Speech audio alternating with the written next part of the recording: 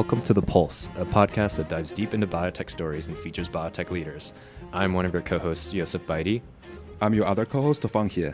This podcast is brought to you by the Harvard Biotech Club, a student-led, Harvard-affiliated biotech organization, which is on a mission to bridge the gap between academia and industry. Today's guest is Luke Timmerman. Luke is a journalist, author, entrepreneur, and philanthropist. Luke has a bachelor's in journalism from the University of Wisconsin, and was awarded as a Knight Science Journalism Fellowship at MIT. Luke has been covering biotech since 2001. He wrote about industry of the Seattle Times, Bloomberg News, and Economy. He founded the Timmerman Report in 2015, which is an independent biotech publication dedicated to providing timely, in-depth analysis. In addition, he launched and began hosting The Long Run, a biotech podcast that has been released almost 200 episodes since. Luke was named one of the 100 most influential people in biotechnology by Scientific American in 2015. Luke has won a number of prizes for his reporting, including the Scripps Howard National Journalism Award, the Society of American Business Editors and Writers Awards, and the Association of Healthcare Journalists Award. He is a regular commentator on KUOW, Seattle's public radio station, and is a frequent speaker and moderator at biotech industry events.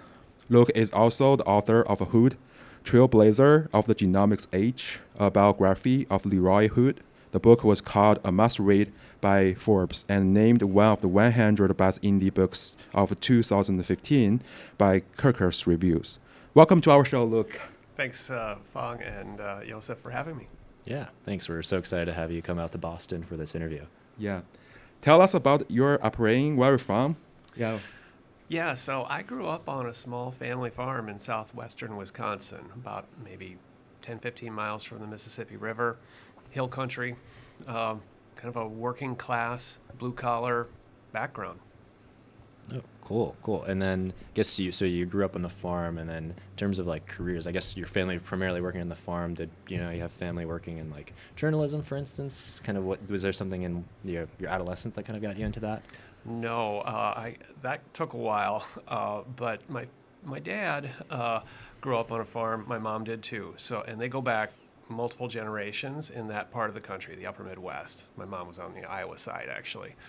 But my dad worked through some different blue-collar labor jobs. He was a welder at John Deere in Dubuque, Iowa for a number of years when I was a little kid, and then had to reinvent himself a couple of times. He worked on the farm, but in order to earn extra income, he was a truck driver for many years as I was a kid and afterwards.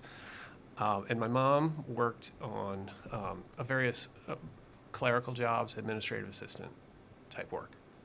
That's really cool. Yeah, and I imagine they kind of had like a formative experience on you, like seeing your family working these like blue collar jobs, kind of instilled a certain kind of mentality.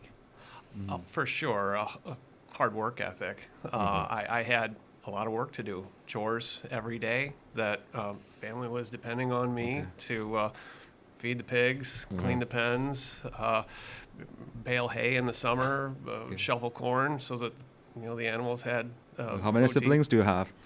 I have a younger sister, 3 years younger, so it was just her and I. Okay. That's really cool. And I imagine, with all the work, it's like you probably got used to like being a morning person, like working early in the morning and late in the night, right? Yeah, for sure. So I think, as a kid, I didn't think that I had a lot of advantages.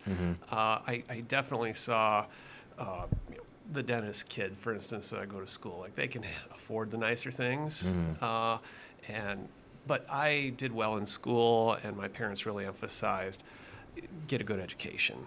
Education was the path to upward mobility, and so you got to apply yourself in school. But do your chores too. And I think that actually was a real favor they did me. It served me well when I went into the work world. Did you get interest in journalism when you were young? Yeah. So I'm on this farm, right? And there weren't a lot of other people around. There was a kid. There were kids across the road that I could play with, but it was kind of isolated, and so I watched probably too much television, to be honest. And one of the things that I would watch was just the evening news, like what's going on around the world and in the Middle East. And here I am in this kind of isolated place in the upper Midwest. I was curious, and so I didn't really imagine becoming a journalist. That came later on the high school paper, and then eventually in college. I decided that, boy, I'm really curious about a lot of things, about how the world works, and journalism is kind of like a license to go out and ask questions of just about anybody, what they do. And I found that really fun and interesting. That's a really good point. That's and kind of like you said, it's like you could be anywhere in the world and hear what's happening on the completely other side, and really opens this information that you wouldn't have been able to know otherwise. Yeah. Cool. So then you got interested, or you kind of pursued that interest in college, and you mentioned you worked in like the school newspaper in high school and then college as well? It was in high school that I worked on the school newspaper, became editor. I was interested in sports at that time, and playing sports and then writing about other sports. It was fun. In college, I continued to do the sports writing for my hometown newspaper, so I could actually get paid, as opposed to being on the college paper where you're just kind of getting publications to put on your resume. So I got paid, and I could pay for my school tuition, and that was all good, and a little spending money.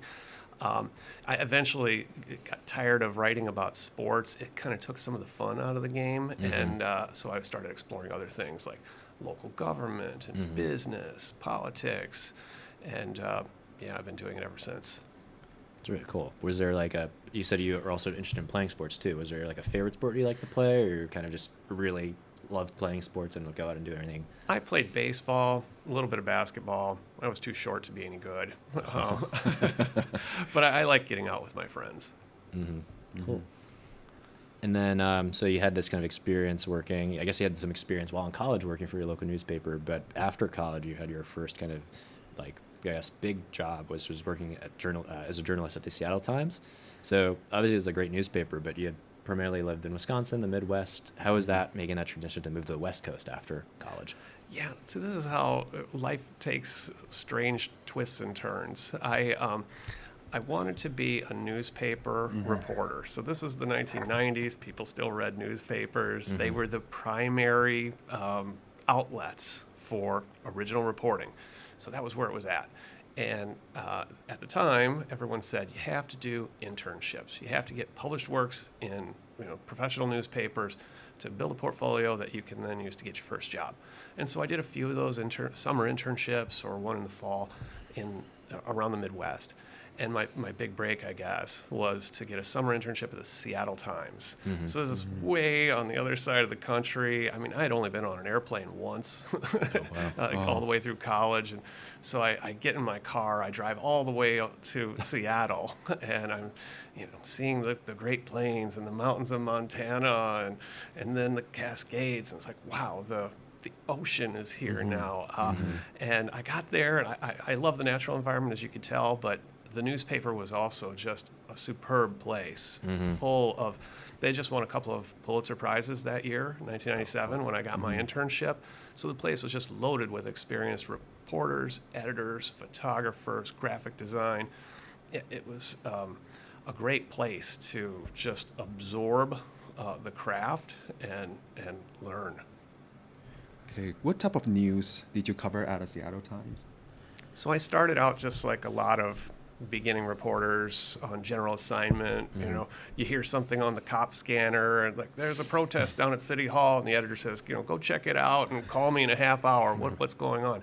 So I would go do that kind of stuff. I love that. And I found that I could take relatively arcane or complicated subject material and translate it into plain English.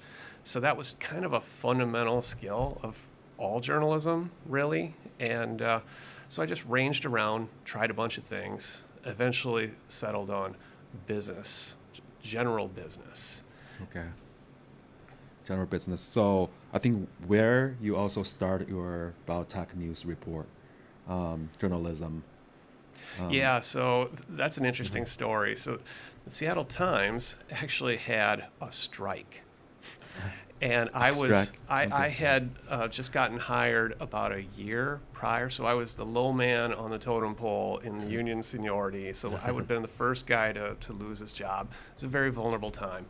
A lot of people left. I stuck around. Frankly, I didn't have a lot of other options. And remember, I was just covering general business. I didn't have much of a portfolio or anything. And so when I came back, they had a bunch of openings, and there were two of them in particular that the business editor talked to me about at the time. One of them was retail in Seattle. And so Seattle was the home of Starbucks, Costco, Nordstrom, category-defining, interesting, creative retailers. REI. Actually, Amazon was not quite Amazon at that time, and it was seen as more of a tech company, but anyway. Retail was sort of a high-profile beat, and the other one that I was offered was biotech. And biotech, I didn't even know what it was. I mean, I had not studied biology or anything in college. Nobody at the newspaper really seemed to know very much about it, other than it was in the news a lot. The Human Genome Project was big national news. The governor of Washington at the time was making a lot of noise about biotech being one of these industries of the 21st century that we as a state really ought to invest in and nurture. So the editors thought, okay, this is kind of an important area. We should have somebody who covers it. And but nobody really. So I was sort of, I had this option, and I looked at biotech. Didn't know anything about it, but it had science, it had medicine, there was business, there were interesting characters. Like, who are these people that start these companies, and how can they get by losing money for years and years and years? I mean, it was kind of puzzling, and it also changed really quickly. So there wasn't one big company that dominated the whole thing, and I'd just be writing the rest of my life about Boeing got some new planes ordered from Singapore or something. It would be the same story over and over. So I thought, I want to give this thing a try, and that was, like you said, 2001. I got started. Yeah. So what's the transition like to working in the biotech news? When you are coming into the industry as an outsider, there's definitely a lot of jargons, a lot of things really unfamiliar with. Yeah, how do you handle with that? Yeah. It was terrifying at first. I had no idea what I was doing, being thrown into the deep end of the pool. I'd read these press releases, and I didn't understand them. Like, I couldn't even tell if it was good news or bad news. It kind of looked like bad news, but the company says it's good news. I mean, so, and I'd spend time on the phone calling people, like, help me understand this. And I luckily had enough time and space on the newspaper at the time. We only had to publish one newspaper a day, and our deadline was generally about 5 o'clock in the afternoon. So if news broke in the morning or in the middle of the afternoon, I could make a bunch of phone calls. I could sort of make some sense of it and distill it into a readable format for your general lay reader. I didn't need to understand it in great depth, but just enough.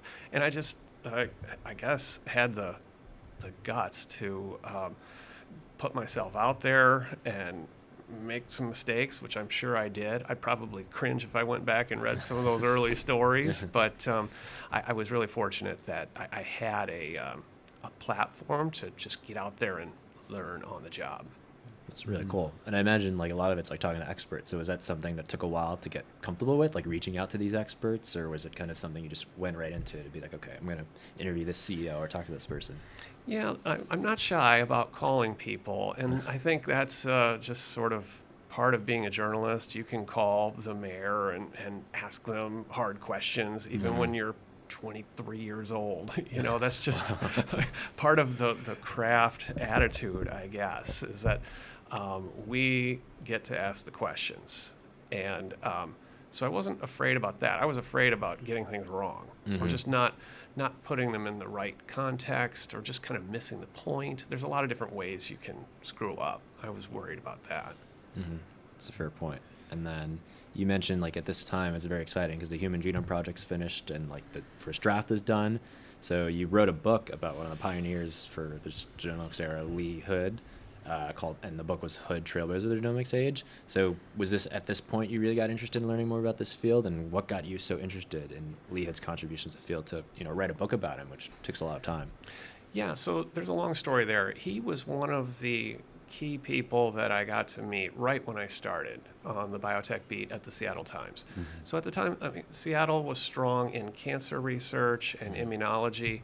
The big company in town was Immunex, and they had developed Enbrel, which to this day is still one of the very best-selling pharmaceuticals of all time. Mm-hmm. The original TNF inhibitor, now marketed by Amgen. Mm-hmm. And that's another story. I got to cover the big business story of the time, which was Amgen acquiring Immunex, which was like Seattle's Genentech. That was a big deal. But back to Hood, he was just one of those people who was a mover and shaker in town. Bill Gates had recruited him from Caltech after he had developed the first automated DNA sequencer to create a department of molecular biotechnology at the University of Washington. Oh, wow. And part of that deal was that he was going to create companies like Applied Biosystems, and these were going to be great companies that were going to drive the economy in the greater Seattle area and advance the field of biology. So he was just a man to watch, and he had started his own independent institute, and so I got to know him. I got to spend a lot of time with him, and he was just a force of nature. I mean, a really brilliant and extremely driven individual as a scientific entrepreneur. It's really great. I imagine it's really nice to like get to talk to this person as they're still making all these big discoveries, because it's like you could read in the past about it, but you get to see it as it was happening. Yeah, for sure. I think I caught some of that entrepreneurial bug. It's being around these people. It can be kind of contagious, and so I just met him. I talked to him. I'd follow his career, want to know more, and he and others in that Seattle community were quite generous with their time, letting a young, novice journalist come hang around the lab and learn about what they do. That's really cool to hear. And then, so you mentioned catching this entrepreneurial bug. So kind of around this time, you started your own news outlet, the Timmerman Report. So kind of what was your motivation to start this, because it's something that could be very intimidating to start your own company. Well, that came up quite a bit later. So I was at the Seattle Times for 6.5 or so years. Around this time, newspapers were going through their existential crisis, disappearing. And so here I was about 30 years old, and I realized if I want to continue doing journalism, in particular biotech journalism, I'm going to need to find some other place to do it. I went to Bloomberg News for a while, which was very successful, and remains with a strong business model around selling to a specific audience of financial professionals. I was there for a little while. Then I went to a startup called Economy, and I was there for about 5-6 years. And so there, as an early employee, not the founder, but an early employee, I was part of building something. And really, my day job was to cover the startup community, which again, I love doing. I love learning about a discovery and then how it gets translated into a product, how it gets financed, how people figure out how to turn it into something useful for patients. So I'm studying other people and how they build companies, while I'm also in my own journalistic outlet figuring out, well, how do we create our own sustainable business model? And so I learned quite a bit there. And I got to this junction back to Hood where I wanted to write a book. And I think a lot of journalists get to this fork in the road where you've done a whole lot of the daily journalism, this just in breaking news, plus the occasional longer form feature story that takes a little more time and effort, a few more phone calls. So that's satisfying too. But there's certain kinds of stories that you can never get to when the bullets are flying during daily deadlines. And a book, I thought Hood had a book-worthy story.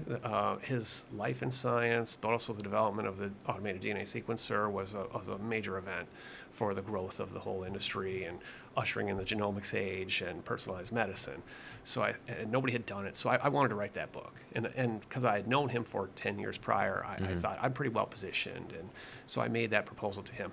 Needed to take some time between. So I took some time. I actually quit my job, Oh, kind of a risky yeah. thing, figuring like, okay, I'm going to finish this book, and then I'll figure something else out. Like Oh, I'll either wow. go to work for a big media company after I'm done, or I'll start my own thing. I was beginning to think about, well, how would I do my own company if I were the founder?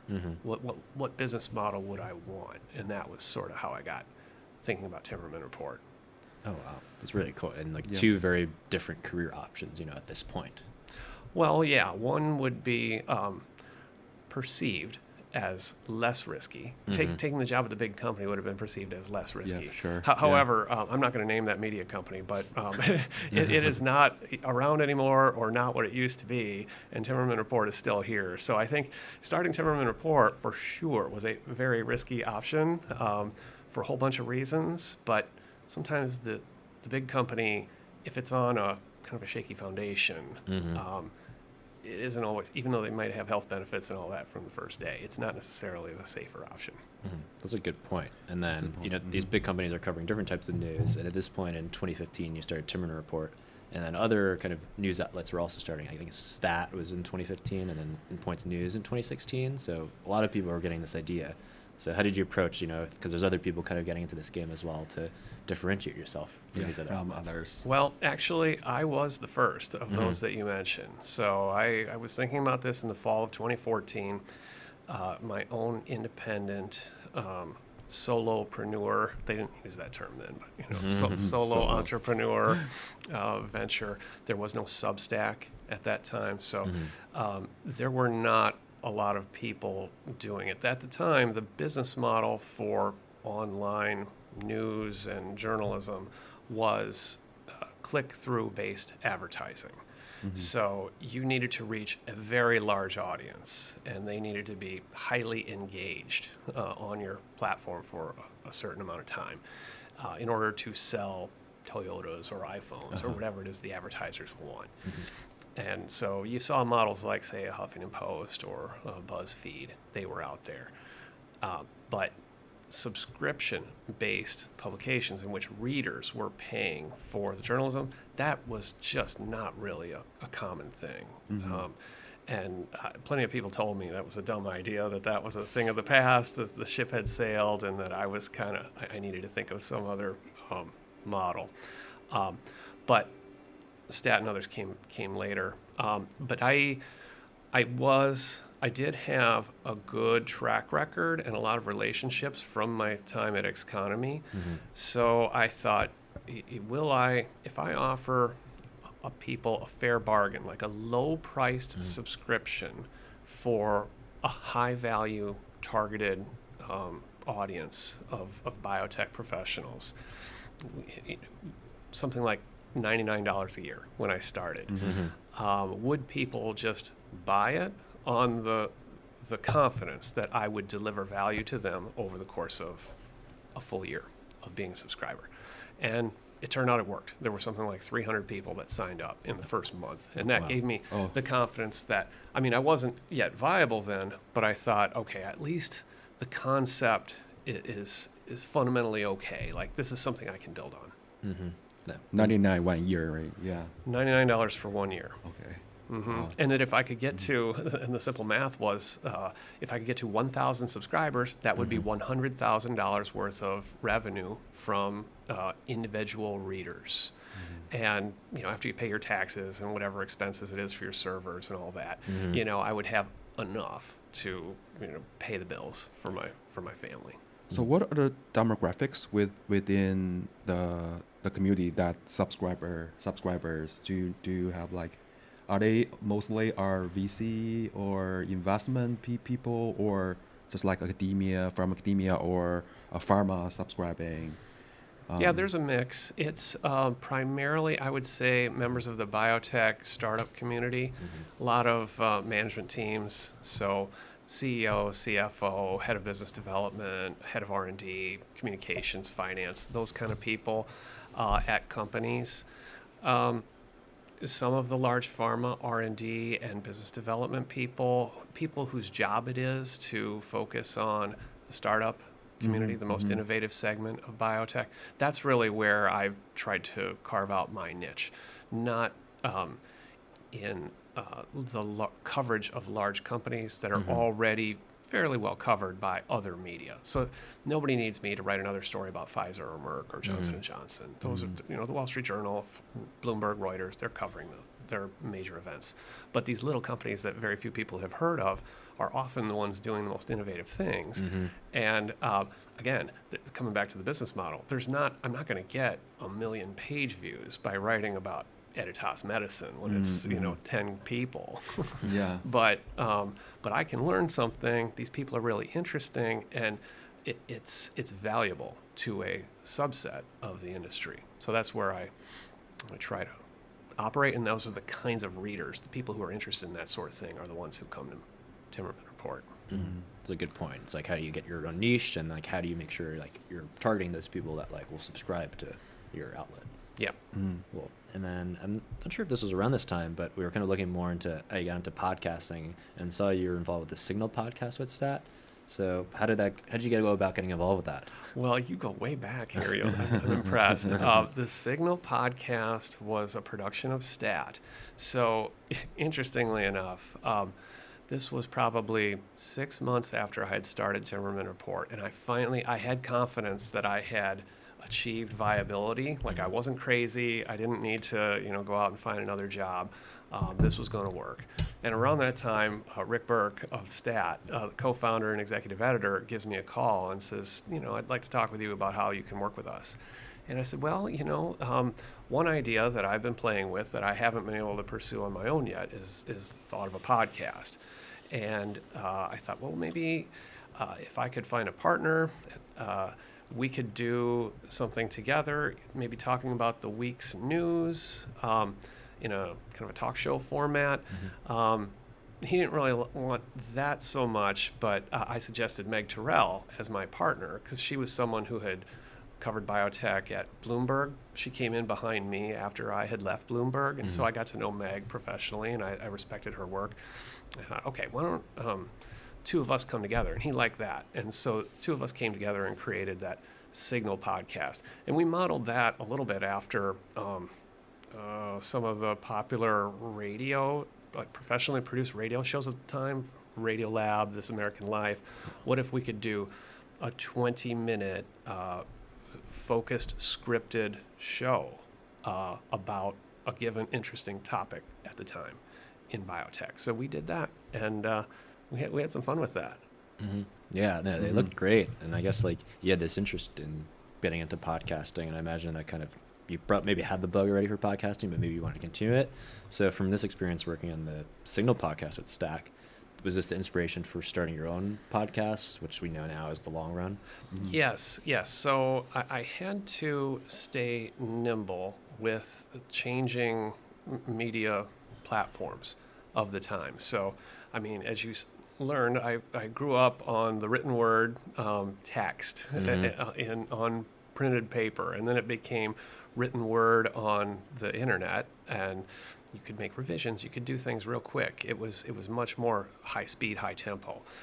Podcasting was coming into its own around that time, and I had developed some experience and some comfort with live interviewing of people at conferences, on stage, and really a radio interview is not all that different. You need to be able to listen in the moment, ask follow-up questions, some of what you guys are doing right here, actually. I thought, why don't I try this out? So podcasting with the Signal podcast. I also did, as you referenced, a bunch of guest appearances with the local public radio station, KOW in Seattle. So I got more experience, more comfortable with the audio, the spoken word.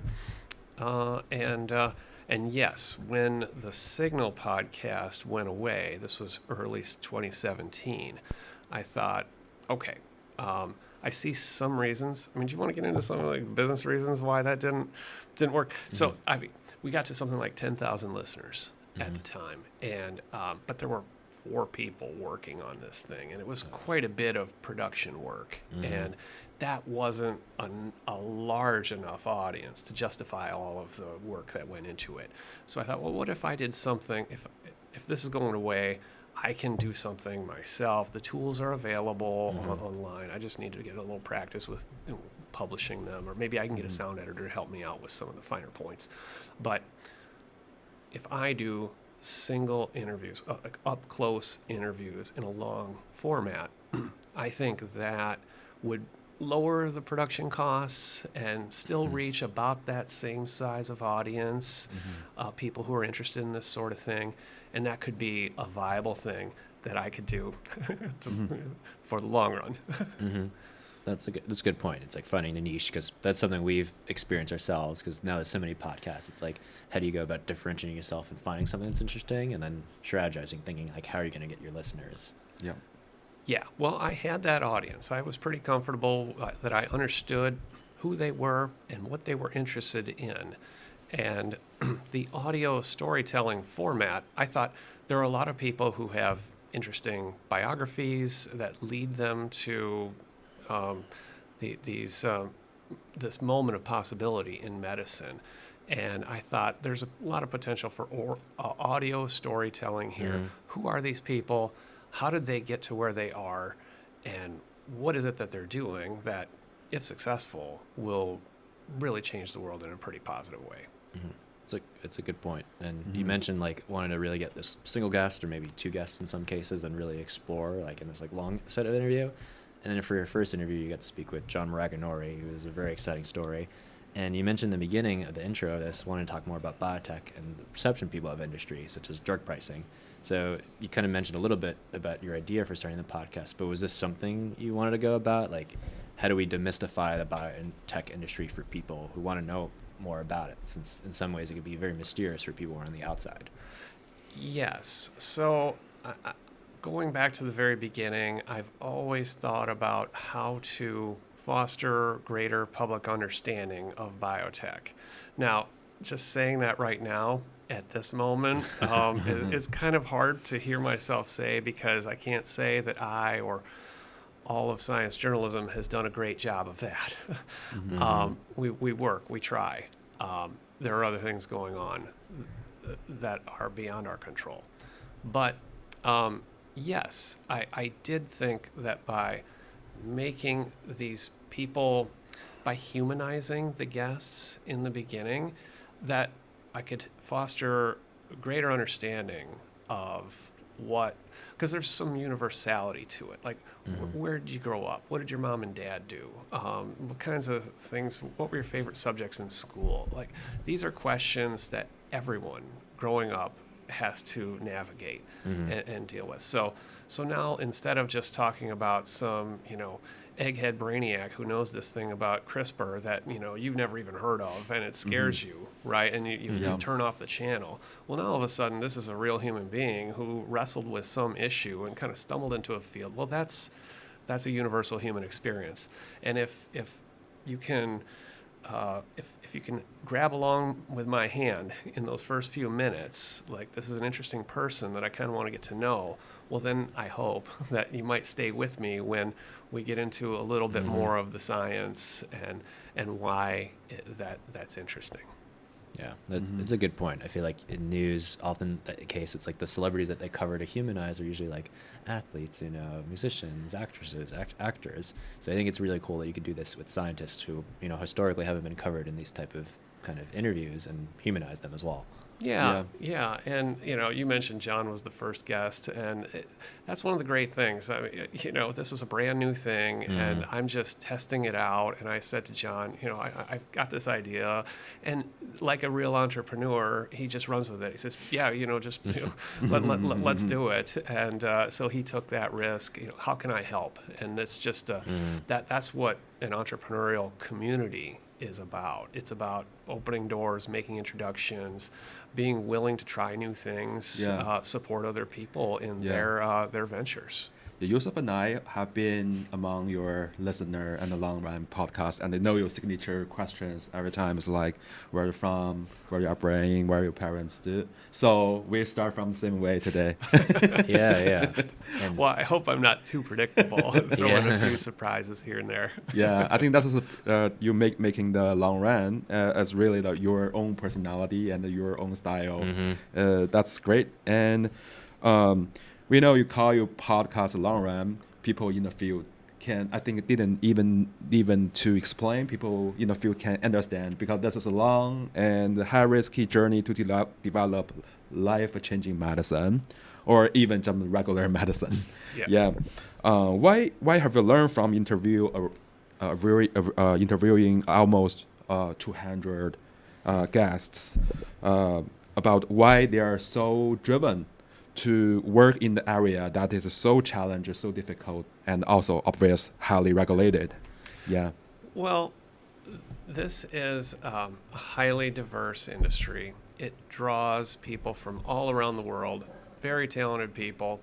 I think the mission is a real hook for a lot of people. Just to think that you could come up with a new treatment for cancer, or a new antibiotic, or something that diagnoses Alzheimer's early and gives people some hope that they might be able to ward it off or live a healthier life for a longer period of time.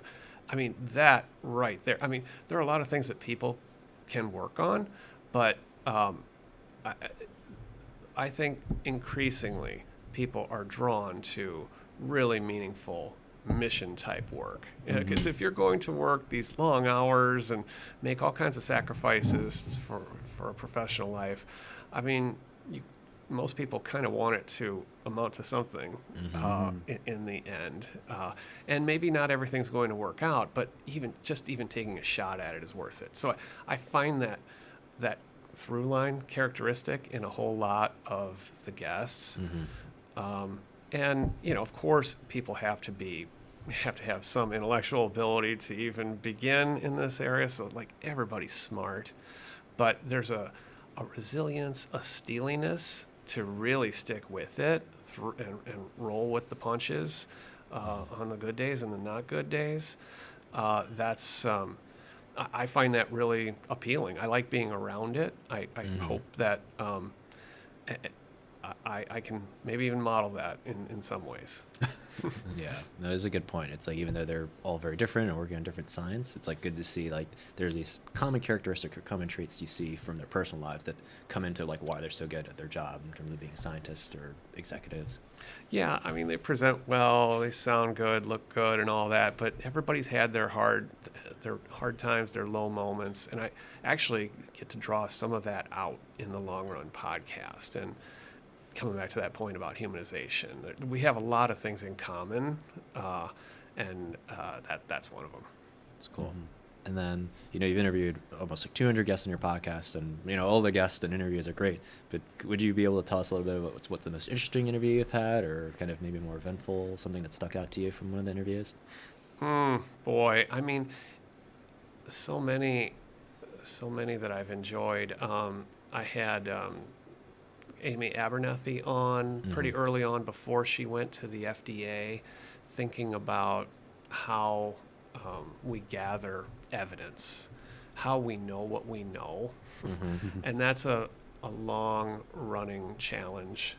We have, of course, the randomized controlled trials, and those are very important for securing FDA approvals and that. But there's a lot more to the story, a lot more possibility now with data and technology. And maybe I should have her back on a few years later and talk about how much progress we've made or still have to go. Carolyn Bertozzi was on my show before she won the Nobel Prize, so that's always kind of good. Same with David Baker. I enjoy getting to talk to people who are really creative, innovative people before the whole world gets to become aware. I've got that front row seat to history. Who knows? There might be a few more future Nobelists. So. Yeah. It's always great to schedule it before. It's probably so hard to schedule an interview after. Right. Prediction. I'm happy when they take my calls after. That's probably for the journalism, for the sports, also have that prediction, right? You have this sense also in the biotech. Yeah, who's going to be the next great, basketball player is going to be the next great scientist. Well, actually, so I've had a few that are, post their most famous moments. So like Phil Sharp or David Baltimore, that older generation too, have been on the show. And I think what a lot of these people have in common, they really do want to engage with that wider public. And I do too. I'm thinking about it all the time. Ways in which we can do a better job of telling the story, explaining the science, the impact that it might have. And I know there's a lot of we've dropped a bunch of names. A lot of these people are really interested in thinking about how to do that. Maybe coming on shows like this is another way. Mm-hmm. Yeah, it's actually a great point, because you recently celebrated the 10-year anniversary for the Timmerman Report, and part of that is I had these celebrations, one on the East Coast in Boston, and one of the people, speakers and roasters that was there was Vicky Sato, who was on your podcast as well. And first she commended you for your reliable fact-checking news, but talked a little bit about challenging you to speak to a wider base of people. So do you kind of mention thinking about this in terms of getting that with the Timmerman Report in the long run, but is this something where you've kind of gotten these actionable objectives of how do you reach this wider audience? Well, as an entrepreneur, as my own boss, I get to think about this. So I am thinking about how to reach different audiences. The media landscape has changed a lot in my whole career. We covered a lot of this ground, but a lot of people are interested in video now. I haven't really done a lot of video. I've done some stand-up interviews at conferences, but I don't really want to travel the whole world and interview people. That it's time-consuming, expensive. I have a family. I have other things I want to do. So, but using video to meet audiences where they are is a worthy project. Thinking about it, it doesn't always have to be the long run style interview. It could just be perhaps me just talking about a story that I just wrote on Monday that I'm really excited about, and I wrote 900 words about on Timmerman Report for a professional inside audience, and then I take the bones of that story and present it in a more palatable format for a lay audience, or say high school kids or middle school kids, where I can convey some of the curiosity and the excitement that I feel. That's the reason why I wrote that story for the professional audience, but maybe it just needs to be presented in a little different way. So these are the kind of lines I'm thinking about. Yeah, that's a good point, because I think you have these long formats which are very informative and great, but now with social media we've seen tweetorials be a good way to get info out, or with TikTok, for instance, people love watching these short videos and getting info. So I think it goes to show it's good to think about that, because some people might not want to read a long article. Some people like the shorter formats as well. Yeah, yeah. And if I need to invest in a special lighting or camera, or get some makeup, it's okay, maybe. Yeah. I guess one thing you said at this your celebration of the Timmerman Report was after Vicky had said, speaking to wider audience, you were joking about, should you be on Joe Rogan? So is this something you'd be open to do, speaking in more mainstream news outlets, or an outlets such as Joe Rogan's, where there's a completely different demographic compared to the normal audience you speak to, which is scientists? Yeah, I have actually spent a fair bit of time listening to Joe Rogan on long runs, or putting on a heavy backpack and going uphill, and I cringe at some of the things that people say about science, and I'm pretty comfortable with a wide range of subjects, and I can speak plain English. I can translate a lot of the most exciting developments in science to a wide audience. Now, whether it's on his show or someone else's, a few other people have suggested I try to go on other people's shows, like Jon Stewart, for instance, or something like that. And I might consider something like that.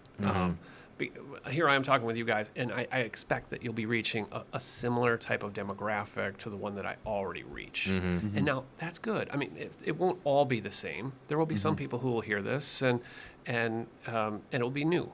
But to really jump that chasm to a broader audience will take something like that, the courage to go out there and mix it up, and maybe get a little bit embarrassed, or stumble over a line, or regret that, gee, I maybe should have said this a little bit differently, or I didn't anticipate stepping on a landmine by saying, the MMR vaccine is safe. But so it takes some time and effort, some preparation, some courage to enter those arenas. But it's somebody has to do it. Yeah, we think someone has to do it, and if you would do it, I think you do a great job, because I think you're someone that's very able to clearly kind of communicate it to scientists and non-scientists. I think there'd be a lot of good if speak to other audiences. Yeah, following up on you just mentioned that the media landscape changed dramatically, but we realized that also for journalist reporter actually has more impactful to the population, because like people have been heard if like doing, for example, Joe Reagan, they have said something, some people believe in that. Yeah. So I think that's really different time. Yeah. Yeah, back in the days of newspapers, we used to believe that we were reaching the mass audience. Now, maybe we were, maybe we weren't. We didn't have great network metrics on that, but for sure we could see that local television and local radio would amplify the reports that we did, and now things are just much more fragmented. People are existing in lots of different echo chambers and silos, and so now I have needed to play in my own niche or echo chamber in order to create a sustainable business, which I have done, but. So I'm not sure what the business might be in me reaching out to. I don't necessarily think there is. I think of it as more of just a public service of something that I should do, someone else should do, all of us should do. And we can start small, too, by talking to our friends and family, neighbors, and asking questions of them, not just lecturing or scoffing or eye rolling, or and I'm guilty of some of these things too. When I hear some things that I like, about the mRNA vaccine altering people's DNA. Well, I know that isn't true, and so, but it just requires some patience to engage. That's exactly true. And then another little anecdote from your this 10-year anniversary celebration. You kind of, for part of this, you had guests roast you, which is interesting because you said you were inspired by Tom Brady's roast and you wanted to have that for yourself. So we were wondering, like, why did you decide to have this for your event? Were you a little worried about the jokes people were going to make during these roasts? Well, first of all, I had this idea before I actually watched it. And I'm pretty sure that if I had Nikki Glaser there, she would have drawn blood. But I thought it would be fun and interesting, something different than the usual industry conference, that people could have some fun and I could take a joke. I joke that I haven't given as much ammunition to the critics as Tom has. Oh yeah. I don't have a vitamin supplement line or water, bottled water stuff, but it was all in good fun, and I could tell everybody who came to that thing, they wanted to express some gratitude and congratulations, and I just thought it would be a fun way to mix it up. Yeah, make it a little less more casual, because I think scientists in general are nice. So I think there weren't any comedians that would really roast you, but some of them pulled a little bit of punches, Yeah, it was pretty tame. Okay. One of your hobbies is mountaineering and hiking. How did you get the idea to start Timmerman Traverse, to use this hobby to raise money for research organization like the Damon Ryan Foundation? Yeah, so this is another long story, but it's I never would have guessed it would play out this way. So I had started Timmerman Report in 2015, and like any startup, it's all-consuming, 100% of my time and attention to get this thing viable and up and running. A couple years in, I had achieved that goal of reaching the 1,000 subscriber sustainability. And I had made some of these lists of most influential people in biotech, and I thought, well, that's kind of nice. But what if I really do have this influence, then the question, and a platform, the question becomes, what do I want to do with it? And I could continue building my business and writing editorials and news stories. Sometimes people agree with, sometimes they don't. Maybe it influences positions here and there or on the margins. any editorial writer will tell you about, what that's like. But I thought, I think I could engage people in direct action on some of the issues that I thought I editorialized about, I thought were important. Wouldn't it be cool if I could, get people in the arena, so to speak, and giving money, giving time, creating some positive change. And so the mountaineering part kind of came in separately by accident. I had been climbing for 15 years, and it was just a personal hobby, something I did with friends. But I once had done a slideshow of pictures from, I think it was Denali, which was like 2012 or 13, the year I climbed that. And it was the most read thing that I had published all year. Oh, wow. So I discovered that, wow, a lot of people are actually interested in this hobby of mine, which I didn't think anybody even cared at all. So I started putting two and two together. Okay, if there's some interest in mountaineering, people say they like to get outside and do things. Could I build off of this? And now it started with me climbing Mount Everest, which is a whole other story we don't have time to get into, but I climbed Mount Everest. I was in a position to do that personally and raise money for the Fred Hutchinson Cancer Center in my backyard. So I knew that they were an outstanding place for science. I believed that we were in a great moment for cancer immunotherapy. I specifically spelled out the call for young scientists so again, my journalism had informed me that we had a problem with the next generation of scientists not getting enough support, and that the average first-time NIH grant winner was over the age of 40 now. And so if I could call on the biotech community to raise some flexible funds to help the promising postdocs and early faculty kind of get established so that they could get on track to have successful and productive careers, well, that could be a one way to make a positive difference. So did that with Mount Everest, was able to reach the summit, raised a bunch of money, $340,000, and realized that, okay, I actually can excite and activate this biotech community with my platform. So that got me thinking bigger fundraising campaigns and bringing in groups of people on more accessible type expeditions. So that was the beginning of Timmerman Traverse, which was really in 2019. It's very cool. And then, with this, you invite different industry leaders to join you, and they have this diverse set of backgrounds and roles. So how do you go about putting a team with these diverse backgrounds, and how do you get all these people to work together and learn? Because a lot of these people are strangers. They haven't met each other before. On the audio for your thing. Interesting people. And so I get some sense of who I wouldn't mind sharing a tent with. That's something of a funnel. So I think of people who are just interesting science, business. I talk to people with lots of different types of skills that they bring to this whole enterprise. And so I also thought too about diversity in other.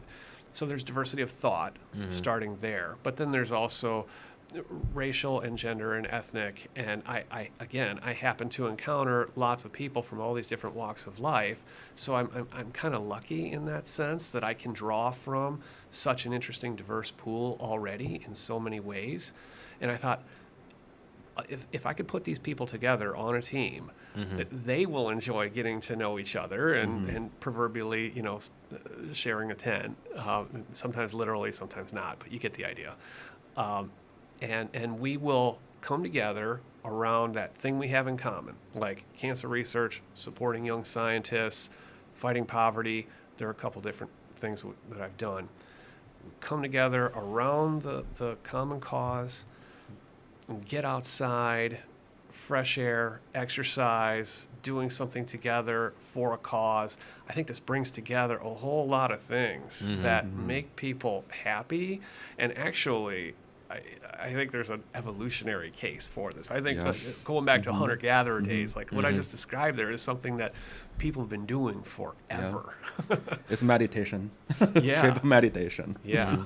Yeah, and they're there for like a couple weeks, a month, and it really gets you to work together since, you don't have anything else to do, you're away from work. And I believe there's a Traverse happening in a week or so, right? Yeah, I'm going to Nepal with a Oh. team for the Damon Runyon Cancer Research Foundation. So very much looking forward to spending some time in the Himalayas with Oh, wow. great Yeah. group of biotech people. Yeah, that sounds Yeah. great. Is this something like you do a lot of mountaineering? Is this something you kind of train to do, or you're doing this so regularly that you're kind of in the shape already? Yeah, I'm doing it year round. I mean, I still try to allow some time for personal climbs too. So I do kind of next level training type crazy stuff, which you don't want to hear all about. But so I do that while creating these teams has now become a year round activity. Recruiting the teams, managing them toward their fundraising goals, going on the hike and making sure they have a good experience. All of that is now part of what I do. Cool. And then all the hikes you do for the Traverse, they're like Mount Everest, Mount Kilimanjaro, which are like on the more extreme side. So you like mountaineering on the other side. Are there like very like more casual places that you've really enjoyed? Like, could you tell us a little bit more about your favorite hikes, outside of these traverses? Yeah, well, one small point of clarification. I'm not taking people up to the summit of Mount Everest. It's on an Everest Base Camp trek. So we'll hike to the base camp at 17,500 feet. Okay. So people are not actually Safer. going to cross those ladders and the Khumbu Ice Fall or die of hypoxia. That's not going to happen. But they will feel a challenge of being at high altitude and they'll get the experience of being in the Himalayas and all that. But to other places, I do have a domestic program in the U.S.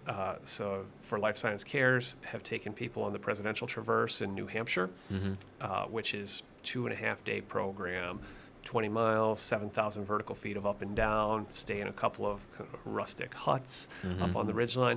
That's been a really great program. I have now this summer I'm taking people out to the Pacific Northwest, my backyard, and doing some day hikes in the North Cascades National Park. So that is a little shorter, a little closer to home. Still a good challenge, but I think of it as difficult but doable for a person of average fitness and a willingness to work. That's who I'm generally looking for. People don't need to have long experience of doing all kinds of crazy outdoor adventures. So that makes it more accessible, but then people still have to strive. They still have to work to achieve the individual and team goals. Yeah, that makes sense. And I think it's nice that you're in the Pacific Northwest because it's very much known for this like terrain, and there's tons of beautiful mountain ranges like the Cascades, Rainier there. Yeah, you should come out and hike sometime. Yeah, sure. We've been talking about that being fun. We're not really like, at least I'm not a hiker, but it's something Yeah. we've seen other scientists do, so we're Yes. open to it. Yeah.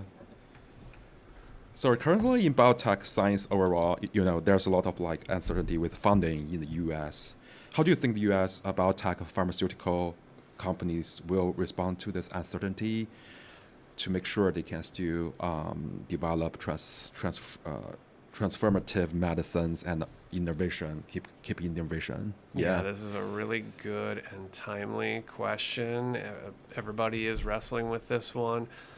I think in the short term, we have not really seen the industry speak up very loudly on behalf of the academics and what's happening.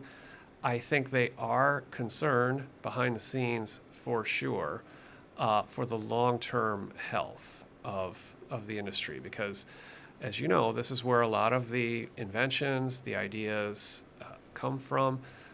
The people who do the work, who start companies, who learn and grow, who populate large pharma companies. So in the short term, I think there might be an opportunity for the industry to hire a bunch of people who may have been displaced or maybe are looking for greener pastures, so to speak. And there is an opportunity for the industry to create the conditions to do some more science. That said, industry is not in the business of doing basic science. I mean, they have shareholders, and they need a higher probability of success than the really basic learnings of genes and cells and pathways. And that has been funded by philanthropy and government, but primarily government. And so I think in the short term, the industry might not be harmed too much by some of the things happening at NIH. The FDA is still very much an open question.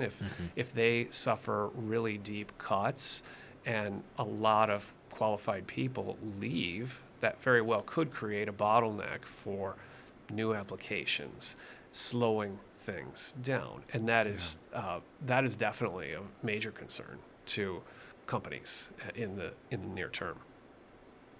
That's a good point. I think like industry will respond, but I think it's one of those things where it's a lot of people are resilient, so we're hoping they'll be able to bounce back. And you've been covering this industry for about 20 years, and you kind of seen the highs and lows throughout the years. So how do you think like these kind of trends kind of compare to what we're seeing now? Because we're obviously writing the trends of like mRNA, CRISPR therapies, and we're at this perceived, okay, maybe it's going to get low. Like, what do you kind of predict happening now?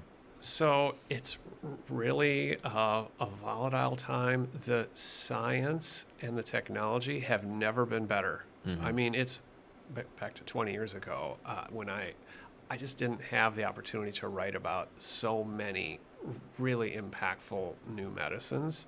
So when I say the science, it's the speed of learning. Like preprint publications now are coming out all the time. The volume of new knowledge that's being created and then communicated and then built upon is just moving much more quickly. And that's good. Like we're learning very quickly. The technologies to gather all different kinds of biological data are just much faster. They work at lower cost, so the capacity for just in asking and answering questions is just far better than it used to be. So, and we're seeing some of that translated into things like the mRNA vaccine for COVID, but there's a bunch of others. So CRISPR, that we went from the basic discovery of CRISPR to a medicine that was FDA approved in 10 years. That is just much faster than whatever happened in the past with monoclonal antibodies or other previous modalities. So I'm confident that there's just this very auspicious moment in biomedicine. And at the same time, we have this problem with how we pay for the medicines, how we finance them, the cost, the time and expense, on average, is still too high for developing a new medicine. So like the idea that only 1 out of every 10 drugs that enters clinical trials comes out the other side as an FDA-approved medicine, that success rate is too low. That needs to come up. And I hope and believe that because of what I just said, the science and technology, that's going to improve. But we're not there yet. And investors want to see that. So we're in a rough patch for sure. But if we could get to the other side where, say, 20-25% of medicines are now coming out the other side successful, well, that changes and improves the investment math. And that's how the cycle, I think, will rebound. Yeah, I think now with more of the technologies, innovations in AI, it's like the hope would be the industry could be more efficient to kind of help with, increase that percentage. Well, we are gathering the essential grist for the mill to feed the AI. It will take a while, but I think there will be a moment where we're just continuing to feed, and figuring out how to integrate the data in an intelligent way and fill in some of the gaps that we've always had. And then, and I don't know how far out this is, don't quote me on it, but then the AI will become much more useful.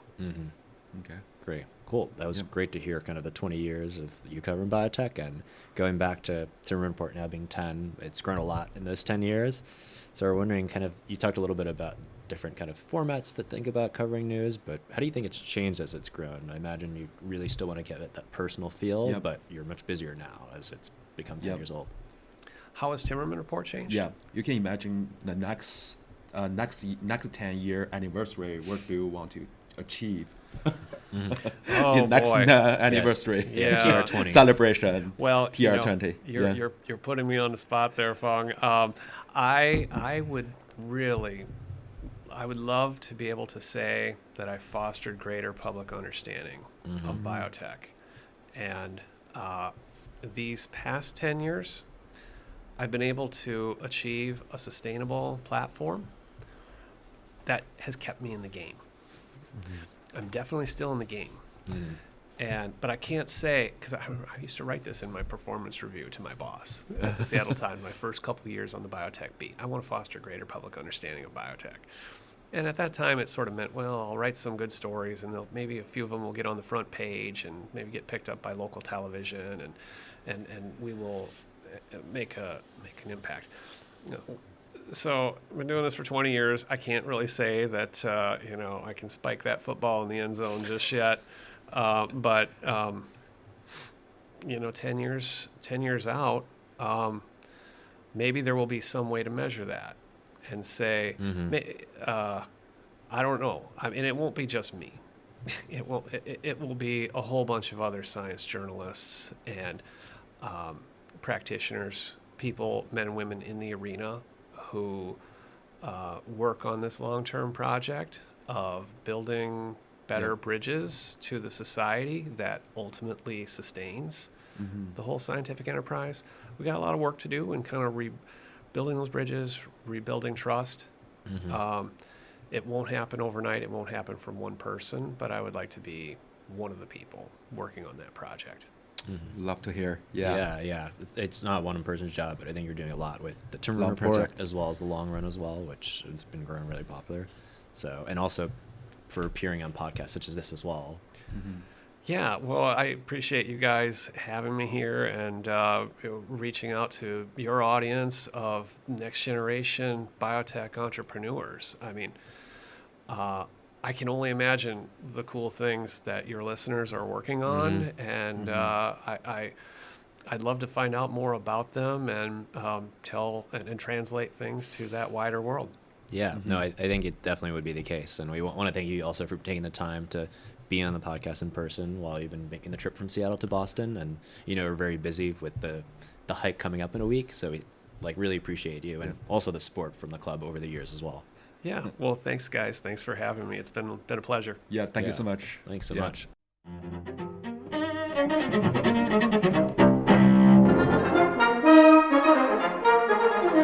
Hi everyone, that's the end of this episode for the Harvard Griffin GSAS Biotech Club's The Pulse podcast. I want to thank Fung for helping co-host and produce this episode, and I want to thank everyone for listening, and please stay tuned for our next episode.